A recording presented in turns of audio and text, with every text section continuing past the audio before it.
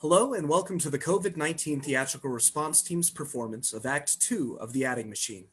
If you did not see our performance of the first act and made it here today, don't worry. The second act works as a standalone and you do not need the context of the first act in order to understand the second.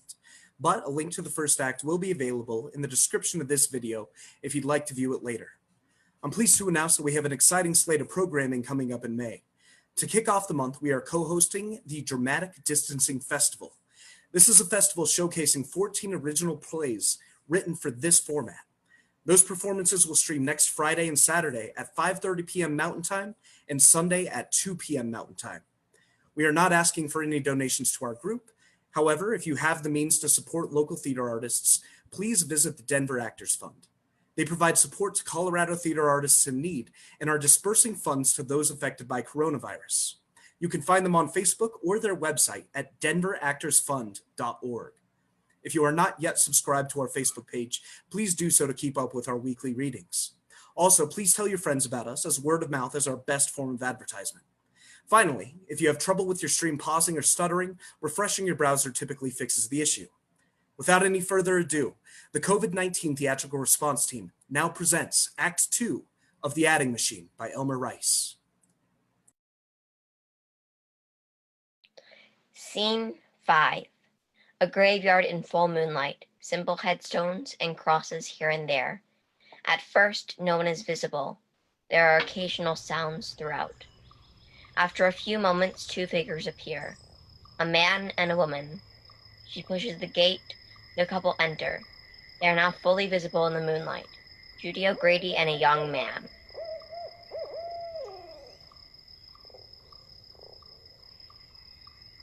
Come on, this is the place. This? Why, this here is a cemetery. Ah, quit your kidding. You don't mean to say... What's the matter with this place? A cemetery? Sure, what of it? You must be crazy. Huh, this is the place, all right. I've been here lots of times. Nix on this place for me. Ain't this place as good as another? What are you afraid of? They're all dead ones here. They don't bother you. Oh, look here, a new one. Come on out of here. Oh, wait a minute. Let's see what it says. Z-E-R-O. Zero. Say, this is the guy. Zero? He's the guy that killed his boss, ain't he? Yeah, that's him, all right. But what I'm thinking of is that I went to the Hoosgow on account of him. What for? You know, same old stuff. Tenement house law, section blah blah blah of the penal code. Third offense, 6 months. And this bird? Him? He was a mama's white-haired boy. We lived in the same house. The boss air shaft, see? I used to see him looking in my window. I guess his wife must have seen him too. Anyhow, they went and turned the bulls on me, and now I'm out and he's in. Say. What's so funny? Say, wouldn't it be funny if... That would be a good joke on him, all right. He can't do nothing about it now, can he? Oh, come on out of here. I don't like this place. Ah, you're a bum sport. What do you want to spoil my joke for? What's that? It's only the cats. They seem to like it here, all right. But come on, if you're afraid. They go toward the gate. You nervous men sure are the limit. They go out through the gate. As they disappear, Zero's grave opens suddenly and his head appears.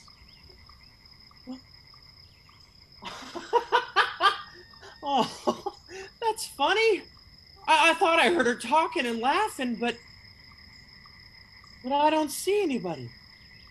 Anyhow, what would she be doing here? I guess I must have been dreaming. But how could I be dreaming when I ain't been asleep? Huh. Well, no use going back. I can't sleep anyhow. I might as well walk around a little. He rises out of the ground very rigidly. His hands are folded stiffly across his breast. Gee, I'm stiff. He slowly walks a few steps, then stops.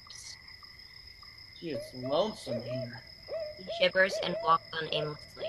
I should have stayed where I was. But I thought I heard her laughing. Achoo! Achoo! What's that? It's all right. Nothing to be afraid of. From behind a headstone, Sherdlu appears. He is smoking a cigarette.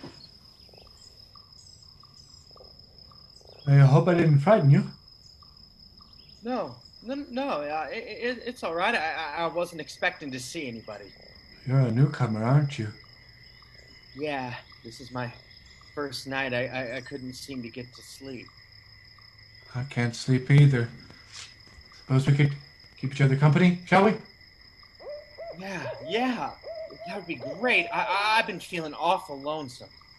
I know. Let's make ourselves comfortable. Helplessly on a grave. Zero tries to follow his example, but he is stiff in every joint and groans with pain. I'm kind of stiff. Oh, you mustn't mind the stiffness. It wears off in a few days. He seats himself on the grave beside Zero and produces a package of cigarettes. We have a camel? No, I don't smoke. I find it helps keep the mosquitoes away. He lights a cigarette. You want to have a smoke, Mr. Mr. No. Go right ahead. Thank you. I didn't catch your name.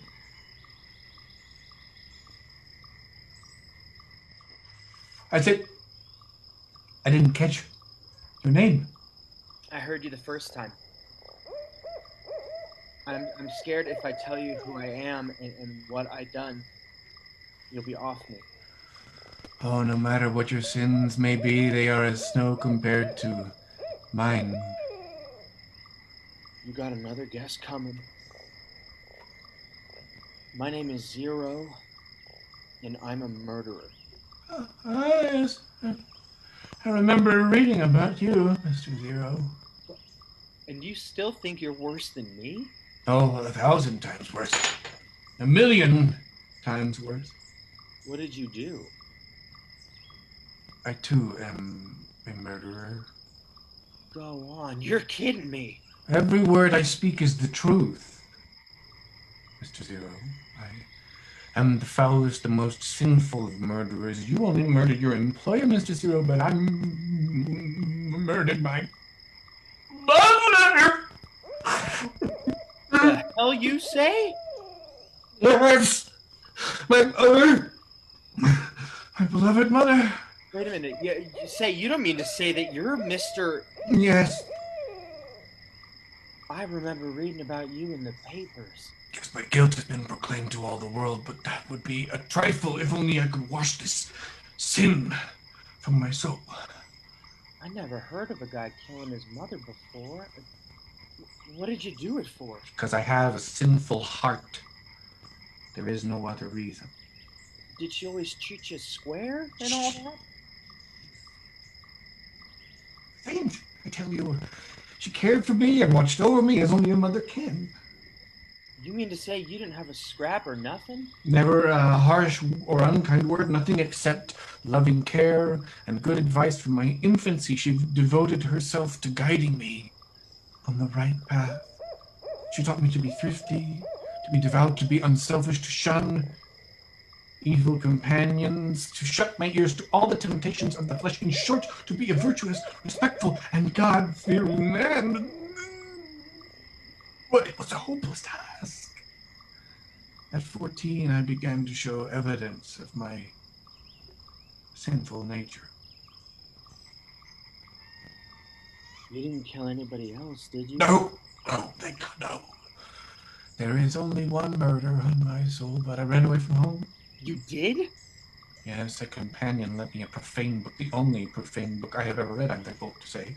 It was called Treasure Island. Have you read it? No. I never was much on reading books. It is a wicked book, a lurid tale of adventure, but it kindled in my sinful heart a desire to go to sea, and so I ran away from home. Well, what did you get a job as a sailor? I never saw the sea, not to the day of my death.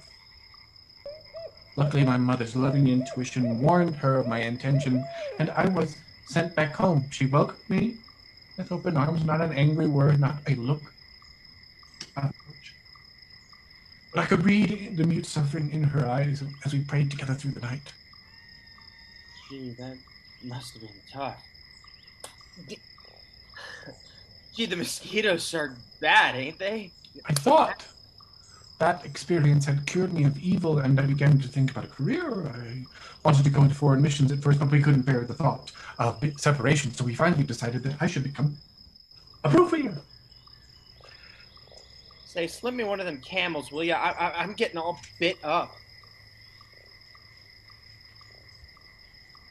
He hands Zero cigarettes and matches. Go ahead, I'm listening. By the time I was 20, I had a good job reading proof for a firm that printed catalogs. After a year, they promoted me and let me specialize in shoe catalogs. Yeah? That must have been a good It job. was a very good job. I was the shoe catalogs on them for 13 years. Been on them yet if I hadn't. They ought to put a shot of citronella in that embalming fluid. We were so happy together. I had my steady job, and Sundays we would go to the morning, afternoon, and evening service. It was an honest and moral mode of life. It sure was. Then came that fatal Sunday. Dr. Amaranth, our minister, was having dinner with us, one of the few pure spirits on earth. When we had finished saying grace, we had our soup. Everything was going along as usual. We were eating our soup and discussing the sermon, just like every other Sunday I could remember. Then came the leg of lamb. I could see the whole scene before me so plainly. It never leaves me. Dr. Amaranth was on my right, my mother at my left, the leg of lamb on the table in front of me, and the cuckoo clock on the little shelf between the windows. Yeah, but what happened? Well, as I started to carve the lamb, did you ever carve a leg of lamb? No, corned beef was our speed. It is very difficult on account of the bone. And when there's gravy in the dish, there's the extra smelling it. So mother always used to hold the dish for me. She'd lean forward just as she always did. I could see the gold locket around her neck. It had a picture in it of me and my baby curls. Well, I raised my knife to carve the leg of lamb, and instead I cut my mother's throat. You must have been crazy. Trying to justify me. I wasn't crazy. They tried to prove that at the trial that I was crazy, but Dr. Amaranth saw the truth. He saw it from the first. He knew that it was my sinful nature, and he told me what was in store for me. Well, your troubles are over now. Over? You think this is the end? Sure, I mean, what more can they do to us? Do you think there can ever be any peace for such as we? Murderers? Sinners? Don't you know what awaits us? Flames. Eternal flames. Keep your shirt on, buddy. They won't do that to us. There's no escape for us, I tell you. We're doomed to suffer unspeakable torments through all eternity. A grate opens suddenly, and a head appears. Hey! Hey! Birds! Can you shut up and let a guy sleep? Hey, put on the soft pedal. Won't be long now. We'll receive our summons soon. Are you gonna beat it or not, huh? Hey, Bill, lend me your head a minute. A moment later, his arm appears holding a skull. Whoa! Look out! He takes Kirdu and drags him away just as the head throws the skull. Missed him. Damn tabby cats! I'll get him next time. Oh. Me for the worms. The head disappears as the curtain falls.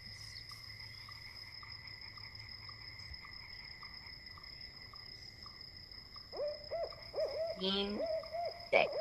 A pleasant place. A meadow dotted with old trees and carpeted with rich grass and field flowers. In the background are a number of tents fashioned of striped silks, and beyond gleams a meandering river, clear air, and a fleckless sky. At the rise of the curtain, Sherdlu is seated under a tree. His knees are drawn up, and his head is buried in his arms. A few minutes later, Zero enters. He walks slowly and looks about with an air of curiosity. He sees Sherdlu seated under the tree. He stands still and looks at him, half fearful. Then, seeing something familiar in him, goes closer. Sherdlu is unaware of his presence. Well, if it ain't... Hello, buddy!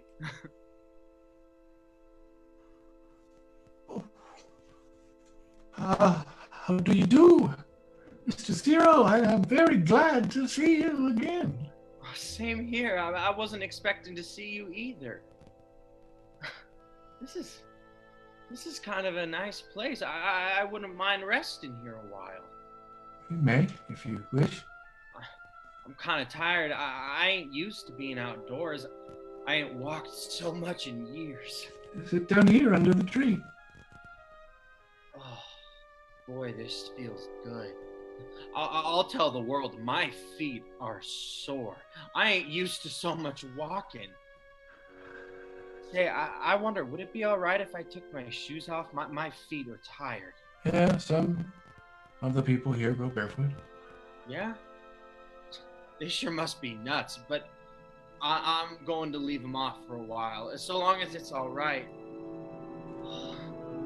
Grass feels nice and cool.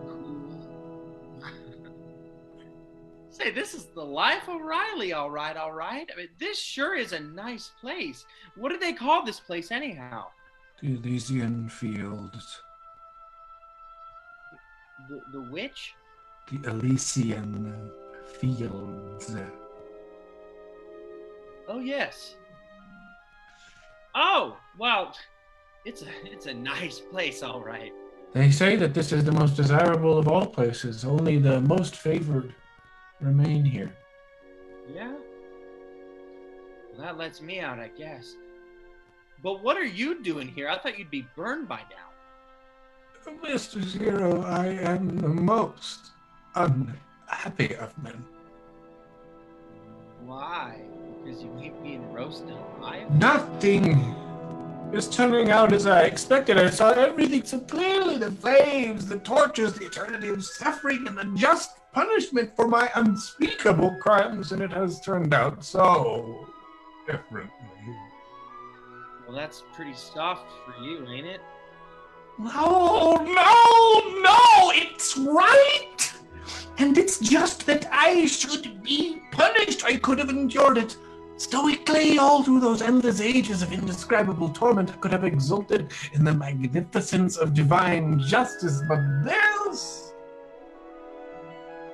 is maddening. What becomes of justice? What becomes of morality? What becomes of right and wrong? It's maddening. Simply maddening. Oh, it's Dr. Amaranth wrong here to advise me.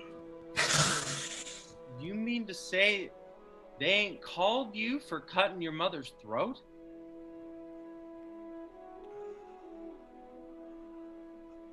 Oh, it's terrible. Terrible. I was prepared for anything. But this... Well, what did they say to you? Only that I was to come here and remain until I understood. I don't get it. What do they want you to understand? I don't know. If only I had an inkling of what they meant. Just listen quietly. For a moment. You hear anything?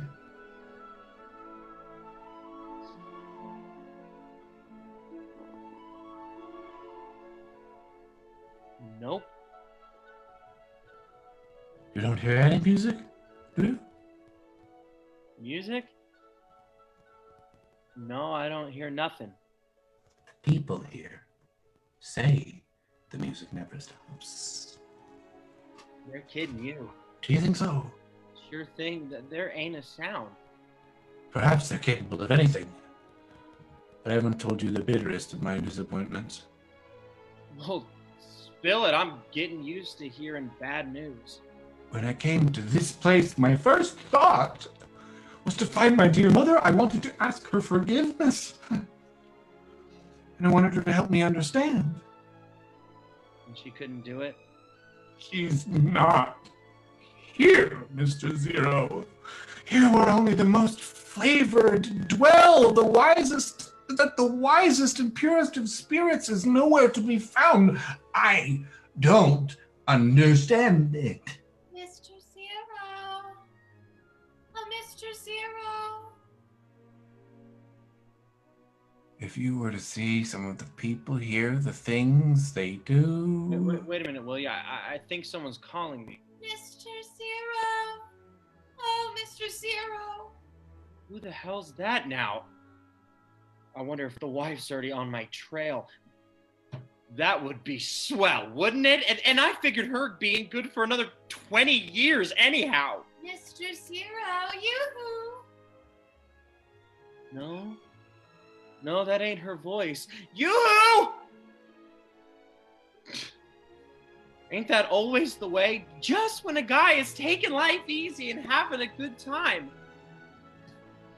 Right, here she comes, whoever she is. Well, what do you know about that? He stands looking in wonderment as Daisy DeVore enters.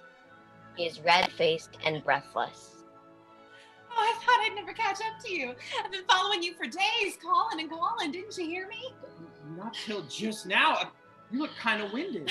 I sure am. I can hardly catch my breath. Well, sit down and take a load off your feet. He leads her to the tree. Daisy sees Shirley for the first time and shrinks back a little. It's all right. He's a friend of mine. Buddy, I want you to meet my friend, Miss DeVore. How do you do, Miss DeVore? How do? He's a friend of mine. I guess you don't mind if she sits here a while and cools off. No, certainly not.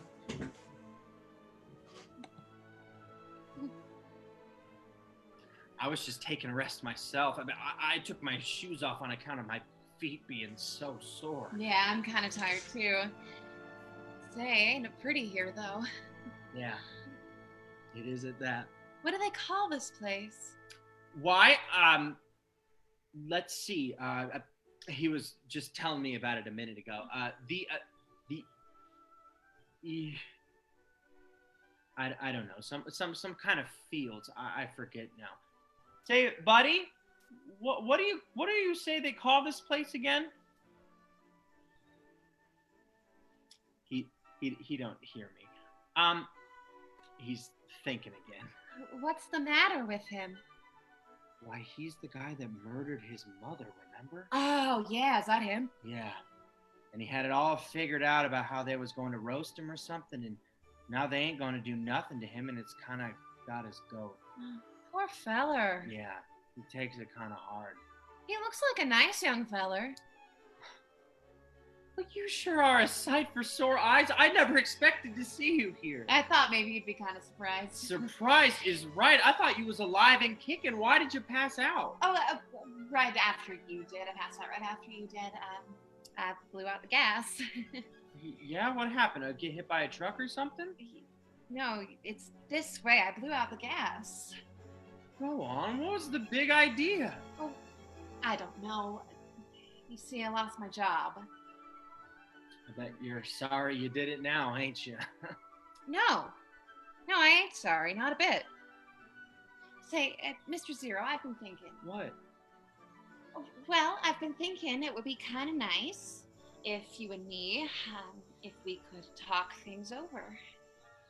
Sure, yeah. What do you want to talk about? Well, I don't know, but you and me, we've never really talked things over, have we?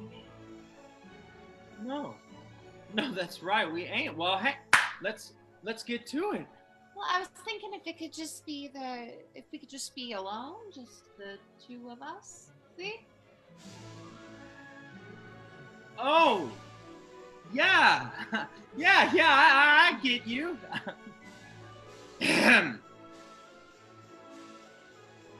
He's dead to the world. Say, buddy, Say, buddy? Are you speaking to me? Yeah, how'd you guess it? I was thinking that maybe you'd like to walk around a little and look for your mother. It's no use. I've looked everywhere. Maybe over there? No! I've searched everywhere. She's not here! Listen, old shirt, my friend here and me, see, we used to work in the same store, and we got some things to talk over. A business, see, kind of confidential, so if it ain't asking too much. Oh, why, certainly. Excuse me. He bows politely to Daisy and walks off. Daisy and Zero watch him until he has disappeared. He's a good guy at that. Now that they're alone, both are very self-conscious, and for the first time, they sit in silence. Sure is pretty here, ain't it? Sure is. Look at the flowers. Aren't they just perfect? Why, you'd think they was artificial, wouldn't you? Yeah, you would. And the smell of them, like perfume. Yeah. I'm crazy about the country, ain't you? Yeah. Yeah, it's nice for a change. And then, them store picnics, remember? Oh, you bet. They sure was fun. One time, I guess you don't remember, but two of us, me and you, we sat down on the grass together under a tree, just like we're doing now. Sure, I remember. Oh, go on, I'll bet you don't. I'll bet I do. It was the year the wife didn't go. Yeah, that's right, I didn't think you'd remember. And coming home, we sat together in the truck. Yeah. There's something I've always wanted to ask you. Well, why didn't you? Well, I don't know. It didn't seem refined, but I'm going to ask you now anyhow. Go ahead, shoot. Well, while we was coming home, you put your arm up on the bench behind me, and I could feel your knee kind of pressing into mine. Yeah.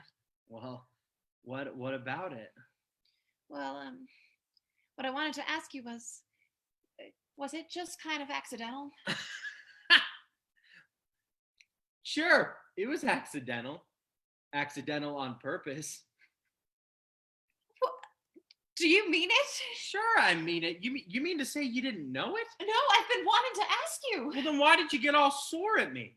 Sore? I wasn't sore. When did I get sore? That night, sure you was sore. If you wasn't sore, then why did you move away? Well, just to see if you meant it. I thought if you meant it, you move up closer. And then when you took your arm away, I was sure you didn't mean it. And I thought all this time you was sore. But that's why I took my arm away. I thought if I moved up, you'd holler, and then I'd be in a jam. Like you read in the paper all the time about guys getting pulled in for annoying women. And I was wishing you'd put your arm around me. Just sitting there wishing all the way home. Well, what do you know about that? That sure is hard luck, that is. If I'd have knew, you know what I felt like doing, only I didn't have the nerve. What? I felt like kissing you. I wanted you to. You would have let me? I wanted you to. I wanted you to. Why didn't you? Why didn't you? I didn't have the nerve. I sure was a dumbbell. Oh, I would have let you all you wanted to. I wouldn't have cared. I knew it'd have been wrong, but I wouldn't have cared. I was just thinking about right and I wasn't thinking about right and wrong at all. I didn't care. You see, I just wanted you to kiss me. If only I knew. I wanted to do it. I swear I did, but I didn't think you cared nothing about me. I never cared nothing about nobody else. Do you mean it? On the level. You ain't kidding me, are you? No. No, I ain't kidding. I mean it. I'm telling you the truth.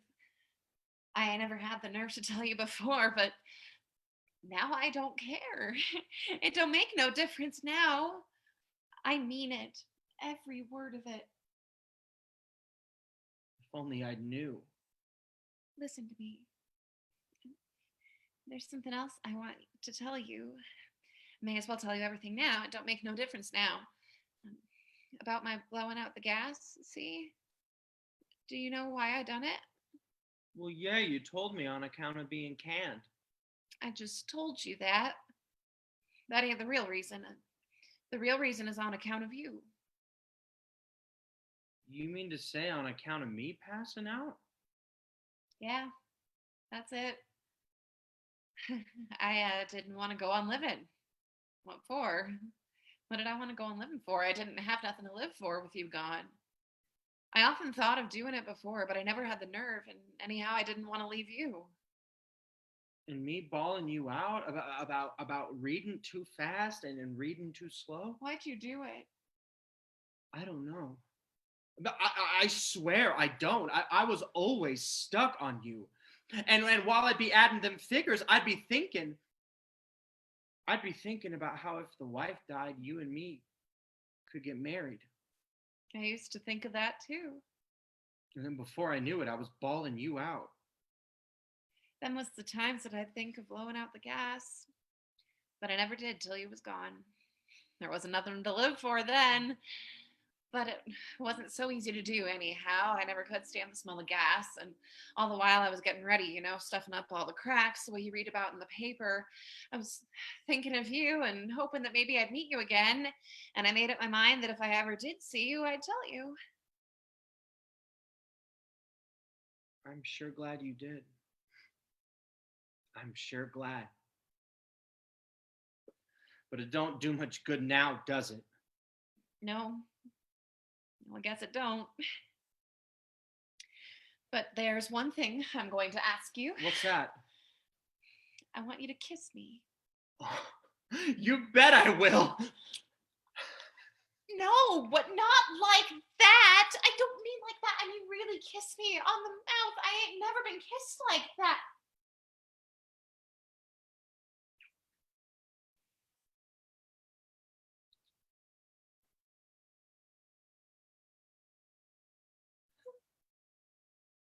Oh. Oh, so that's what it's like. I didn't know it could be like that. I didn't know anything could be like that. Your cheeks are red. They're all red. And your eyes are shining. Well, I've never seen your eyes shine like that before. Listen. Do you hear it? Do you hear the music? No, I don't hear nothing. Yeah, music. Listen and you hear it. Yeah. Yeah, I hear it. He said there was music, but I didn't hear it till just now. Ain't it grand? Oh, swell. Say, do you know what else? What? It makes me feel like dancing. Yeah, me too. Well, come on, let's dance. Oh, no, I can't dance. I ain't danced in 20 years. That's nothing. I ain't neither. But come on, I just feel like a kid. Wait a minute. Wait until I fix my skirt. Shira seizes her about the waist. They dance clumsily with gay abandon. Shira soon begins to tire, and dances with less and less zest. I gotta catch my wind. Just wait a minute. Let me get my wind. He limps to the tree and sees himself under it, gasping for breath. Daisy looks after him. He sprints after him. Her spirits rather dampened. Whew. I sure am winded. I ain't used to dancing. Daisy sits under the tree near him, looking at him longingly. Buddy is busy catching his breath. Gee, my heart's going a mile a minute. Why don't you lie down and rest? You can put your head on my lap. That ain't a bad idea. Oh, it was swell, wasn't it? Yeah. But you gotta be used to it. Just imagine if you could stay there all the time. You wouldn't need the ain't a chance. Won't they let us stay? No. This place is only for the good ones. We ain't that bad, are we? Go on. Be a murderer and you commit suicide? Anyway, they wouldn't stand for this, the way we've been going on. I don't see why. You don't? But you know it ain't right. Ain't I got a wife? Well, not anymore, you ain't. When you're dead, that ends it. Don't they always say until death do us part? Well, maybe you're right about that. But they wouldn't stand for us here. But it would be swell, the two of us together. We can make up for all them lost years. Yeah. I wish we could. We sure were fools, but I don't care. I've got you now. I sure am crazy about you. I never seen you looking so pretty before with your cheeks all red and your hair hanging down. You sure got swell hair. We got each other now, ain't we? Yeah. I'm crazy about you. Daisy. That's a pretty name. But it's a flower, ain't it? Well, that's just what you are. A flower. We can always be together now, can't we? As long as they'll let us. I sure am crazy about you. Up. Watch your step. What's the matter? He's coming back. Well, is that all? What about it? You don't want him to see us laying around like this, do you? I don't care if he does. Well, you ought to care. You don't want him to think you ain't a refined girl, do you? He's an awful moral bird, he is. I don't care nothing about him. I don't care about anybody but you. Sure. I know, but we don't want people talking about us. You better fix your hair and pull down your skirts. Daisy complies rather sadly. They are both silent as Shurdlu enters. Wow. Return too soon. No, that's all right. We were just having a little talk, about business and things. We was wishing we could stay here all the time. Right? If you like. What? Yes, anyone who wishes may remain. But I thought you was telling me. Just as I told you, only the most favored do remain, but anyone may. I don't get it. There's a catch in there somewhere. Well, it don't matter as long as we can stay. We were thinking about getting married, see? You may or may not, as you like. You don't mean to say we could stay if we didn't, do you? Yes, they don't care. And there's some here that ain't married? Yes. I don't know about this place at that. They must be a kind of a mixed crowd. It don't matter so long as we've got each other. Yeah, I know, but you don't want to mix with people that ain't respectable. Can we get married right away? I guess there must be a lot of ministers here, ain't there? Not as many as I had hoped. The two who seem most beloved are Dean Swift and the Abbé Rabelais. They are both much admired for some indecent tales which they have written. What? Ministers writing smutty stories? Say, what kind of a dump is this anyhow? Oh, no, Mr. Zero. All of these people here are so strange, so unlike any of the good people I've known. They seem to think of nothing but enjoyment or of wasting their time in the profitless occupations. Some paint pictures from morning until night or carve on blocks of stone. Some paint pictures. Others write songs or put words together day in and day out. Still others do nothing but lie under the trees and look at the sky. There are men who spend all their time reading books and women who think only of adorning themselves, and forever they are telling stories and laughing and singing and drinking and dancing. There are drunkards and thieves and vagabonds and blasphemers, adulterers, and there is one... That's enough. I heard enough. He seats himself and begins putting on his What are you going to do? I'm going to beat it. That's what I'm going to do. You said you liked it here. Liked it? What would say? You don't mean to say that you want to stay here, do you? with a lot of rummies and loafers and bums? Well, we don't have to bother with them. We can just sit here and look at the flowers and listen to the music. Music. Did you say music? Sure, don't you hear it? No, they say it never stops, but I've never heard it. I thought I heard it before, but I don't hear nothing now. I guess I must have been dreaming. What's the quickest way out of this place? Won't you stay just a little longer? Didn't you hear me say I'm going? Goodbye, Miss DeVore. I'm going to beat it.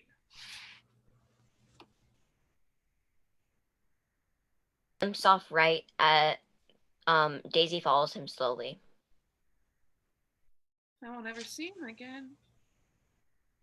We're going to stay here.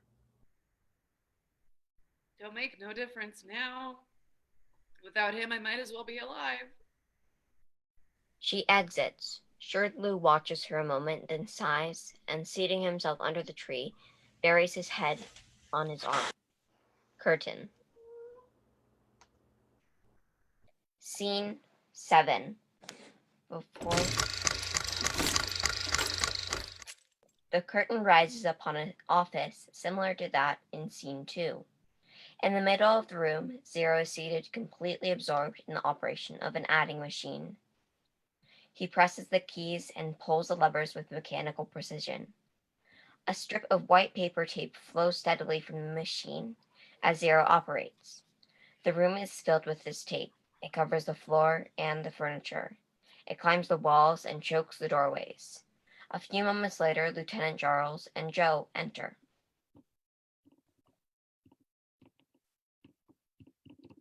All right, Zero. Cease firing. What'd you say? I said stop punching that machine. Stop? Yes. Can't you stop? Here, Joe, give me a hand. He can't stop. Joe and Charles each take one of Zero's arms with enormous effort, detach him from the machine. Finally, they succeed and swing him around on his stool. Well, hey, what's the idea? Can't you let me alone? How long have you been here? Just 25 years, 300 months, 9,131 days, 136,000. That'll do. That'll do. I ain't missed a day, not an hour, not a minute. Now, look at all I got done. It's time to quit. Quit? What do you mean quit? I ain't going to quit. You've got to. What for? What do I have to quit for? It's time for you to go back. Go back? Go back where? What are you talking about? Back to Earth, you dub. What do you think? Go on, Cap. I mean, who are you kidding? I'm not kidding anybody. And don't call me Cap. I'm a lieutenant. All right, Lieutenant. All right. But what's this you're trying to tell me about going back? Your time's up, I'm telling you. You must be pretty thick. How many times do you want to be told a thing? This is the first time I heard about going back. Nobody said nothing to me about it before. You didn't think you were going to stay here forever, did you? Sure. I mean, why not? I mean, I did my bit, didn't I? 45 years of it. 25 years in the store, and then the boss canned me and I knocked him cold. I mean, I guess you ain't heard about that? I know all about that. But what's that got to do with it? Well, I done my bit, didn't I? That ought to let me go. So you think you're all through, do you? Sure I do. I did the best I could while I was there, and then I passed out, and now I'm sitting pretty here. You've got a fine idea of the way they run things, you have. Do you think they're going to all of the trouble of making a soul just to use it once? Once is often enough, it seems to me. It seems to you, does it? Well, who are you? And what do you know about it? Why, man, they use a soul over and over again, over and over until it's worn out. Nobody ever told me. So you thought you were all through, did you? Well, that's a hot one, that is. How was I to know? Use your brains. Where would we put them all? We're crowded enough as it is. Why, this place is nothing but a kind of repair and service station, a sort of cosmic laundry, you might say. We get the souls in here by the bushelful, then we get busy and clean them up. And you ought to see some of them. The muck and the slime, whoo! And as full of holes as a flour sifter. But we fix them up. Why, you poor boob. You've been here thousands of times, 50,000 at least. How is it I don't remember nothing about it then? Well, that's partly because you're stupid. But it's mostly because that's the way they fix it. They're funny that way. Every now and then they'll do something white like that, when you'd least expect it. I guess economy's at the bottom of it, though. Where they figure that the souls would get worn out quicker if they remembered. And don't any of them remember? Oh, some do. You see, there's different types. There's the type that gets a little better each time it goes back. We just give them a wash and send them right through. Then there's another type, the type that gets a little worse each time. That's where you belong. Me? You mean to say I'm getting worse all the time?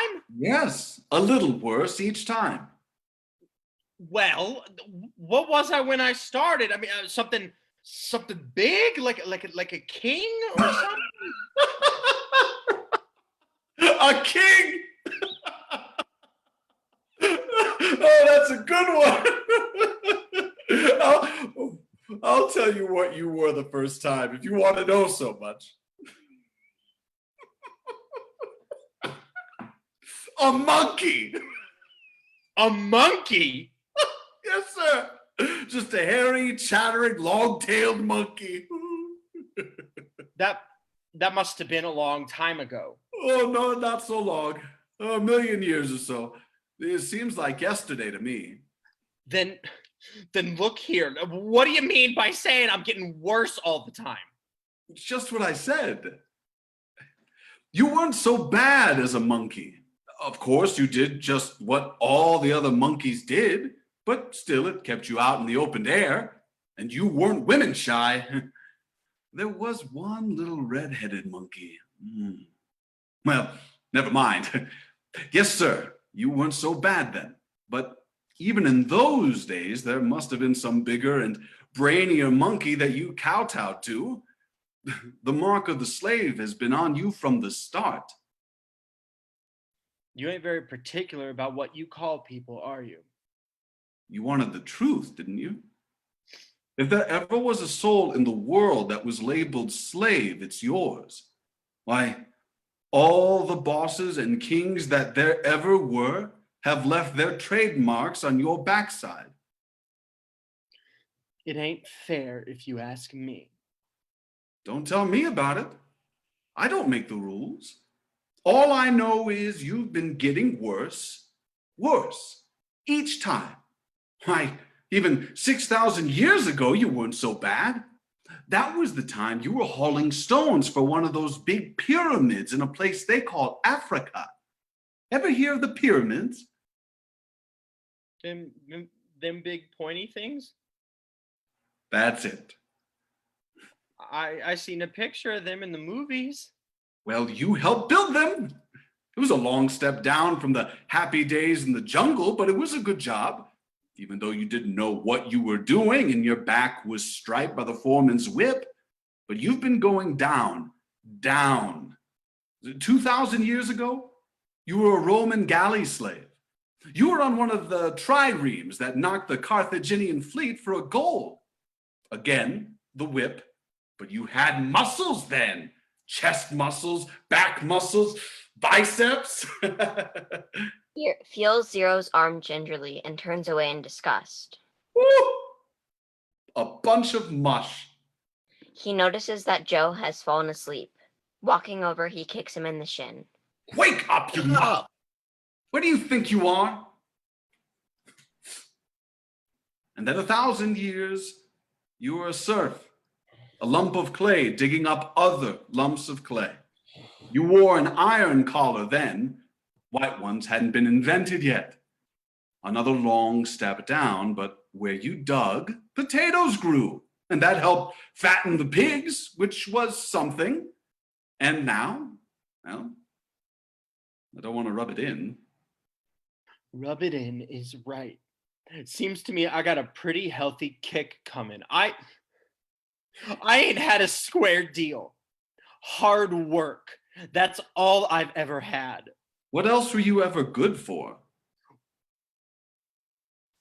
Well, that ain't the point, okay? The point is, I'm through. I had enough. Let him find someone else to do the dirty work. I'm sick of being the goat. I quit right here and now.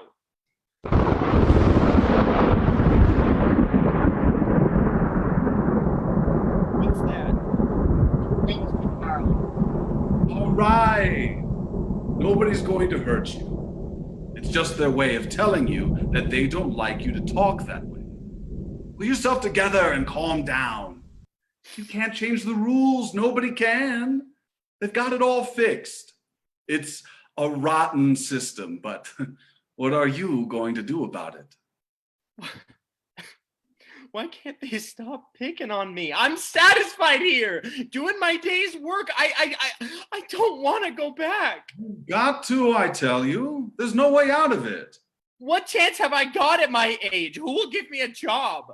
You big boob. You don't think you're going back the way you are, do you? Well, sure. How then? You've got to start all over. All over? You'll be a baby again. A bald, red-faced little animal. And then you'll go through it all again. There'll be millions of others like you, all with their mouths open, squalling for food. And then when you get a little older, you'll begin to learn things, and you'll learn them all the wrong way. You'll learn it. You'll eat the wrong food and wear the wrong clothes, and you'll live in swarming den where there's no light and no air. You'll learn to be a liar and a bully and a braggart and a coward and a sneak. You'll learn to fear the sunlight and to hate beauty. By that time, you'll be ready for school. There, they'll tell you the truth about a great many things that you don't give a damn about. And they'll tell you lies about all the things you ought to know. And about all the things you want to know, they'll tell you nothing at all. When you get through, you'll be well equipped for your life's work. You'll be ready to take a job. What'll my job be? Another adding machine? Yes, but not one of these antiquated adding machines. It will be a superb, super hyper adding machine. As far from this old piece of junk as you are from God. It will be something to make you sit up and take notice, that adding machine. It will be an adding machine which will be installed in a coal mine and which will record the individual output of each miner as each miner goes down in the lower galleries and takes up a shovel full of coal. The impact of his shovel will automatically set in motion a graphite pencil in your gallery. The pencil will make a mark in a white upon a black and sanitized drum. Then your work comes in. With the great toe of your right foot, you release a lever which focuses a violet ray on the drum. The ray, playing upon and through the white mark, falls upon a selenium cell, which in turn sets the keys of the adding machine apparatus in motion. In this way, the individual output of each miner is recorded without any human effort except the slight pressure of the great toe on your right foot.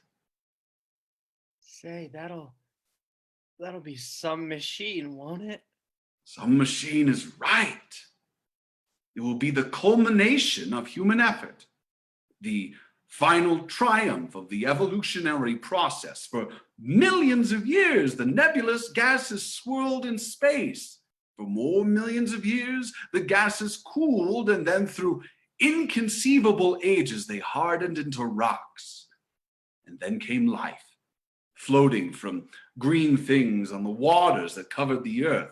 More millions of years, and a step upward, an animate organism, an ancient slime, and so on, step by step, down through the ages, again here, again there, the mollusk, the fish, the reptile, the mammal, man. And all so that you might sit in a gallery of a coal mine and operate the super hyper adding machine with the great toe of your right foot. Well, then I ain't so bad after all. You're a failure, Zero. A failure. A waste product. A slave to a contraption of steel and iron. The animal's instincts, but not his strength and skill. The animal's appetites, but not his unashamed indulgences of them. True, you move and eat and digest and excrete and reproduce. But any microscopic organism can do as such. Well, time's up. Back you go. Back to your sunless groove, the raw material of slums and wars, the ready prey of the first jingo or demagogue or political adventurer who takes the trouble to play upon your ignorance and credulity and provincialism. You poor, spineless boob. I'm sorry for you. Then keep me here. Don't send me back. Please, please let me stay. Get up.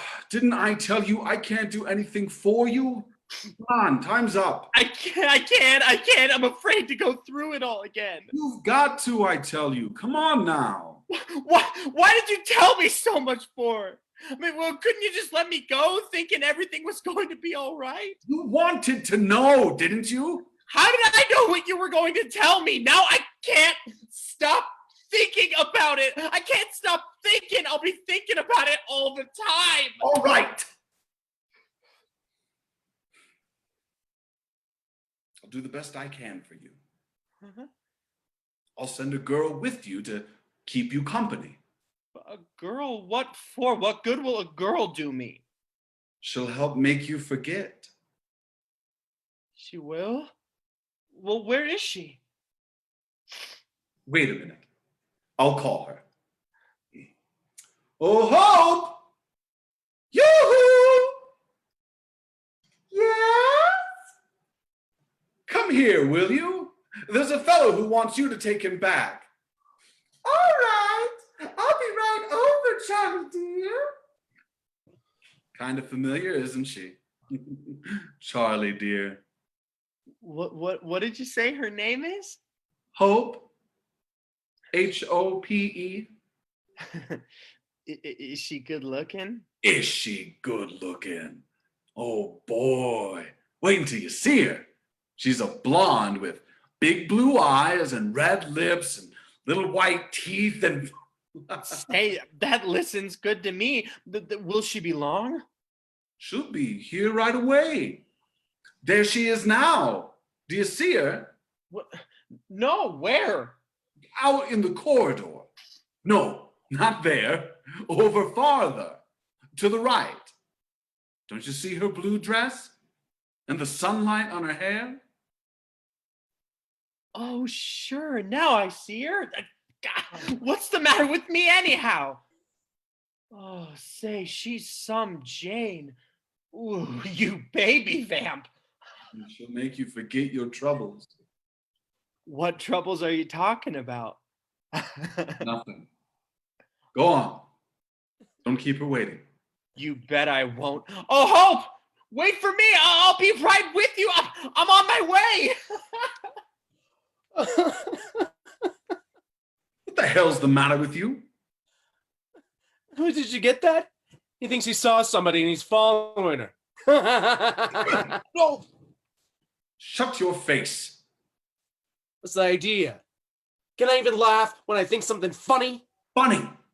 You keep your mouth shut or I'll show you something funny. Go on. Hustle out of here and get something to clean up this mess. There's another fellow moving in. Hurry now. Joe exits hastily. Charles goes to the chair and seats himself.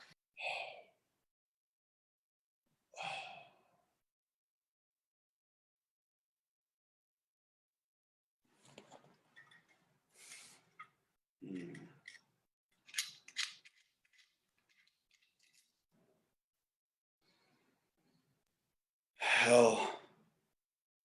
I'll tell the world this is a lousy job.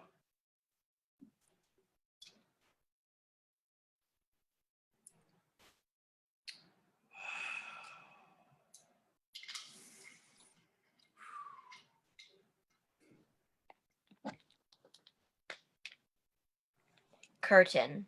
End of the adding machine. Thank you all for attending our performance today.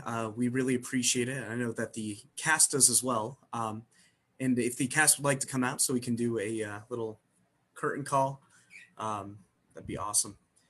Thank you all so much for your hard work on this show. Thank you. It was really great.